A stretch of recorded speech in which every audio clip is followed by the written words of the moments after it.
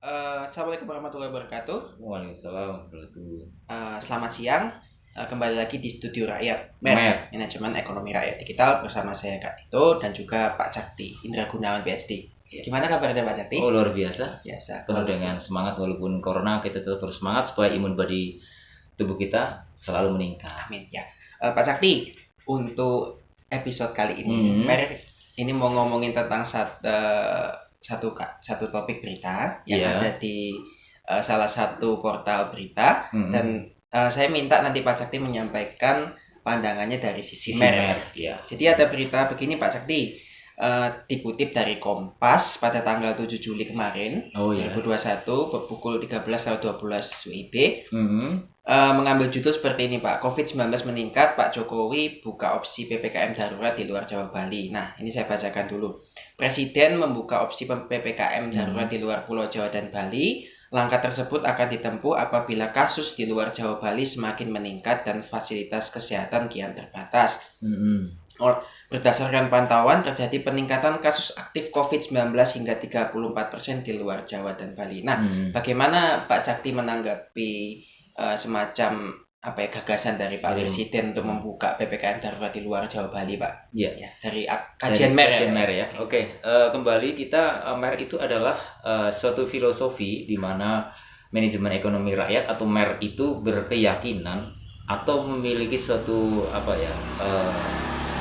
dasar filosofi bahwa setiap orang di dunia ini baik, Kak Dito. Tidak ada yang tidak baik. Artinya semua orang ingin berbuat baik karena di dalam manusia itu ada hati nurani lah, bahasa mudahnya seperti itu, atau dalam istilahnya metafisika itu ada istilahnya lunar yang ada di dalam hati ini, yang sebagaimana telah diteliti oleh ilmuwan Jepang misalnya dalam The Magic Water itu kan.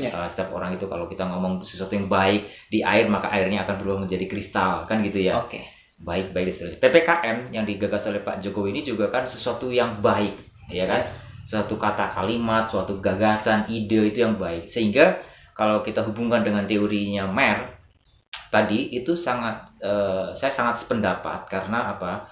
Sesuatu yang baik akan berdampak yang baik pula. Ya kan? Presiden Republik Indonesia dalam hal ini Pak Jokowi itu ingin agar penyebaran COVID itu ya dihentikan lah, atau setidaknya dicegah gitu ya, supaya nggak sampai di luar Jawa, mulai Kalimantan, Sumatera, Sulawesi, ya kan, NTT, Papua, Bali, dan seterusnya.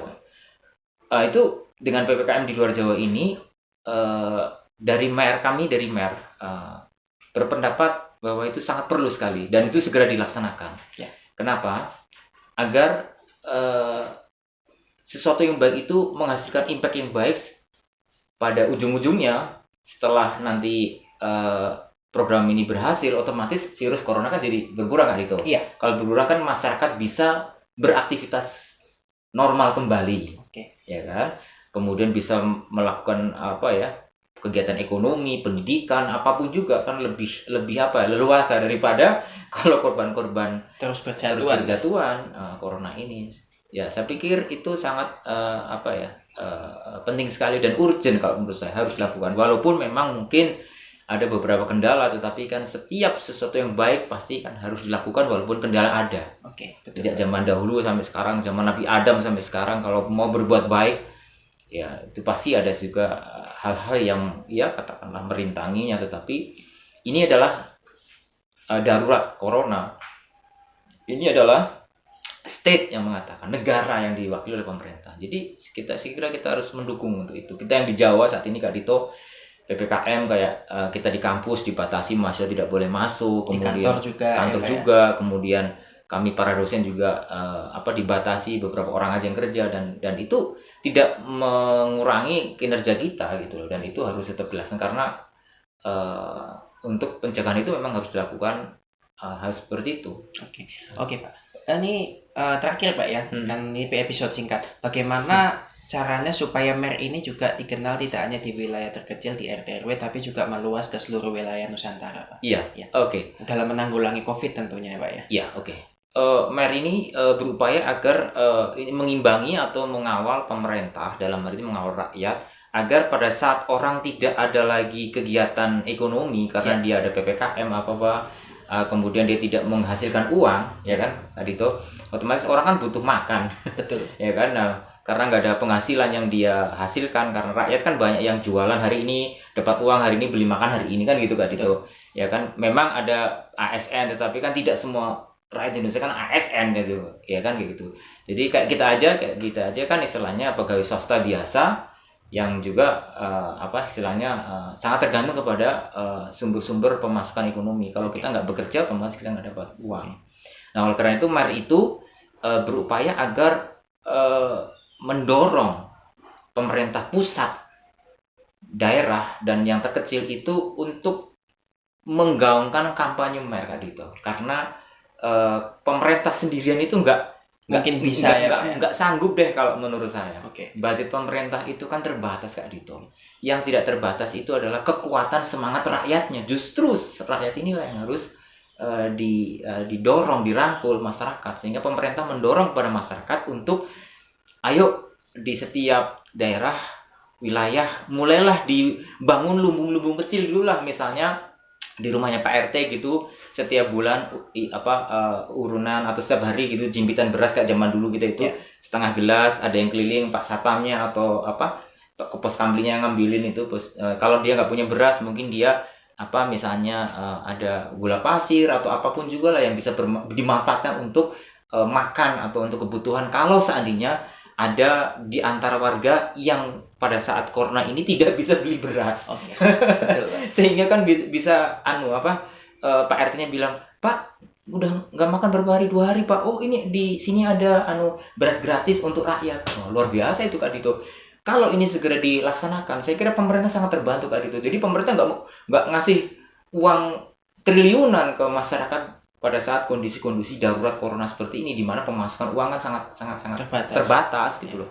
Tapi kan masyarakat kan sekarang masih punya ada beras, mungkin simpanan apa lagi dan sebagainya yang bisa membantu yang lain yang tidak bekerja, yang kemudian kena PHK, ataupun mungkin mereka yang sedang mengalami keadaan kondisi yang parah karena nggak bisa kemana-mana kan, tentunya dia butuh makan juga, masa di rumah nanti mati kelaparan kan kasihan. Betul. Makanya ini kita dorong pemerintah pusat, daerah dan sebagainya untuk melakukan itu, walaupun memang undang-undang yang kita usulkan MER itu dalam bentuk undang-undang darurat pangan itu memang masih lama ya, kita tetap ngajukan siapa tahu nanti bisa diterima, entah tahun berapa nggak tahu, apakah Pak Presiden Jokowi ini atau mungkin presiden selanjutnya kan kita nggak tahu. Tapi kita masyarakat akademis dari kalangan intelektual kayak kita ini, karena ini kan basisnya riset ya, artinya tidak serta-merta MER ini terjadi, tapi sudah dikaji ya kan, kajian dari sisi sejarah, sisi ekonomi, sisi manajemen dan seterusnya, sehingga